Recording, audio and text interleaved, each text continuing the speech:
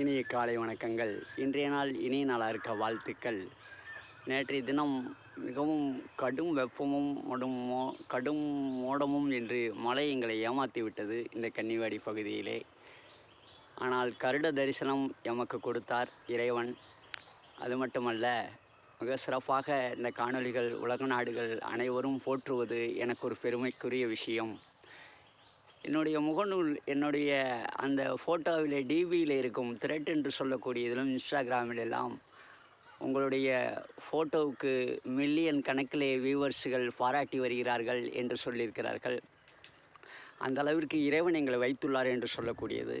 அது மட்டுமல்ல, இந்த பழனியிலே அந்த மொட்டையெடுப்பார்கள். வெகு தொலைவில் இருந்தெல்லாம் வருவார்கள். அவர்களிடம் காசு இருக்கும், சில நேரம் இல்லாமல் இருக்கும்.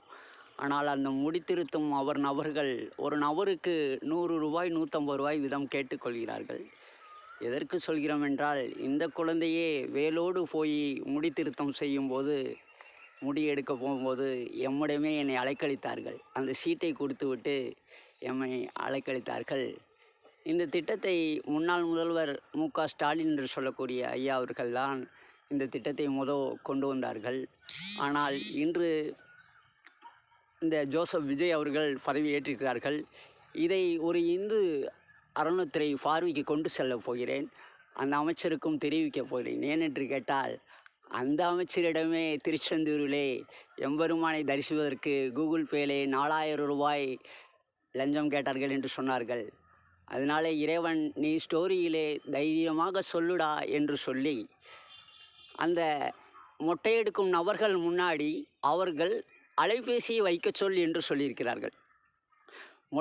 அவரே மொட்டையே, பழனியே மொட்டை கோலத்திலே ஆண்டி கோலத்திலே இருக்கிறான்.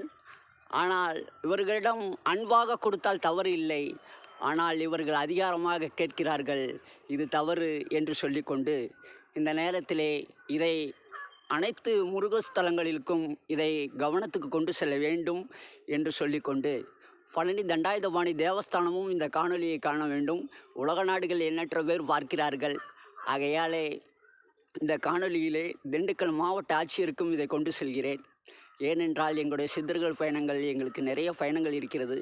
நான் மாவட்ட ஆட்சியர் அலுவலகத்துக்கெலாம் வர முடியவில்லை. நாடுகள் நல்லா இருக்க வேண்டும், மக்கள் நல்லா இருக்க வேண்டும் என்றே தான் எங்கள் பணி. நல்லதே நடக்கும். மணிகண்ட பிரபு, ஓம் நந்தி சித்தர், திண்டுக்கல் மாவட்டம் கன்னிவாடி என்பது பெருமிதத்தோடு அந்த இன்ஸ்டாகிராமில் மணிகண்ட பிரபு சித்தபுலனாக வளம் வந்து கொண்டிருக்கிறோம்.